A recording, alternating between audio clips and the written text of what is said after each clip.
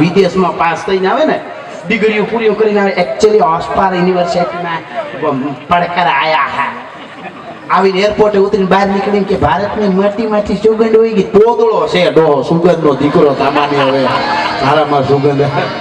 એટલે સંસ્કાર વગરનો પછી જુવાન હોય કે દીકરી ઘણા દીકરીઓ બહુ ભણી જાય આ તો ઘરનો ડાયરો એટલે કે સાચી વાત હું કરું છું ભણવું બહુ જરૂરી પણ બહુ ભણી જાય બહુ ડિગ્રીઓ માથે ડિગ્રી હોય જાય પછી હું કે ખબર ઘણી જાય અમુક જગ્યાએ એવું બને પછી શું કે એકચ્યુઅલી આપણા સમાજમાં છે ને મારા લેવલનો મને કોઈ છોકરો દેખાતો નથી અરે તારું લેવલ લેવલી વેવલી આ એક વેદના બોલે છો હા પાકિસ્તાનમાં વહી જા બેન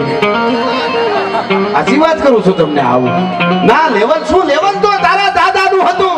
લેવલ તારા નાનાનું હતું લેવલ તારા બાપ દાદાનું લેવલ હતું જેના સામે હાયલો આવતો હોય ને તો લોકોને હેઠું દઈ જવું પડતું આવી રીતે કે આને નમવું પડે માથું નમાવીને હાલતા હતા એવું લેવલ હતું ઈ ના તારું લેવલ બે બગડા આવડી ગયા ઇંગ્લિશ નતા ભણતર જરૂરી છે બધુંય પણ પરંપરાથી મોટું દુનિયામાં કાંઈ નથી ભલિયું વીણના ભલા કોઈ દી નાગડા નર નો નીપજે એટલે હું બેન દીકરીને ઘણી વાર કહું તમારે લાગવું છે અનુષ્કા શર્મા જેવું તમારે દેખાવું છે આલિયા ભટ્ટ જેવું તમારે લાગવું છે ઐશ્વર્યા રાય જેવું કેટરીના કેફ જેવું અને દીકરા તો દેવાસ બોદર ડગાઈચો ડાંગર ને પ્રતાપ ને શિવાજી જોગીદાસ કુમાર ને પ્રતાપ ને હવે ઘીન ઘાસલે કેવી રીતે ભેળો થાય તમે જ કયો જોઈએ ઈ તો સીધી જ વાત છે ને ઈ તો જેવી તૈયારી કરે એવું થાય ને આયા તમારે તાલસીકા ગામમાં કોઈ મોટી કંપની આવે અને આવીને એમ કે આટલા 1000 કરોડ આપ્યા તમારે 15 દિવસમાં જમ્બો જેટ પ્લેન ઉતરે એવું આયા એરપોર્ટ બનાવી દેવાનું છે તમારે 15 દિવસમાં તમે તમારે કયો એટલા 1000 કરોડ આપ્યા તમારું આખું ગામ કાલ પૈસા દેવા જાય પાછું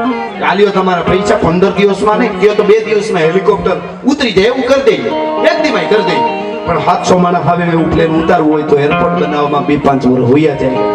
આ કુવાડવા એરપોર્ટ બને છે તમે જોઈ લેજો કેટલો સમય લાગે છે હવે એક પ્લેન ઉતર તો 700 માણસ સામે ઉતરે ઈ બનાવવા માટે જો 5 વર્ષ હોયા જતા હોય તો આ ધરતી માથે ડગાઈચા ડાંગરને ઉતાર્યો રામબાઈ માને ઉતાર્યા અમરમાને ઉતાર્યા શિવાજી પ્રતાપને કૃષ્ણને ઉતાર્યા ઈ જનતાએ કેટલી તૈયારી કરી છે કોઈની કલ્પના કરજો એમ નથી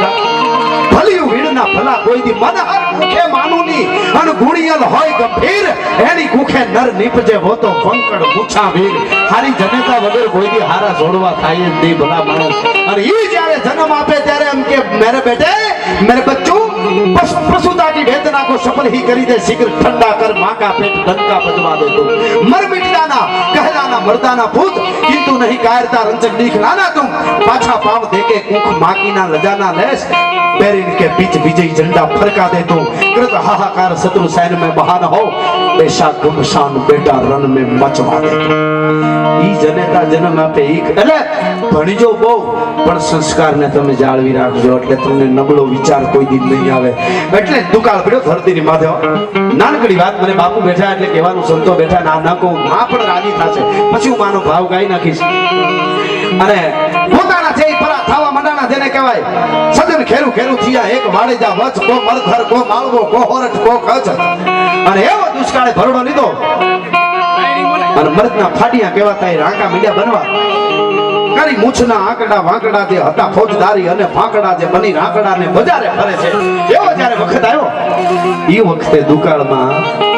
ઘણી વખત અમુક દુષ્કાળ પડતા હોય ને મિત્રો એની હારવાર માનવતાના પણ માણસના હૈયામાં દુકાળ પડી જતા હોય છે આફ્રિકામાં એક ફોટોગ્રાફરે એક ફોટો પાડ્યો એટમાં પણ એ ફોટો મળે છે સ્ટેજ ઉપર આ બીજી વાર હું વાત કરું છું હમણાં કચ્છમાં વાત કરી હતી અંતરજા 2 દી પહેલા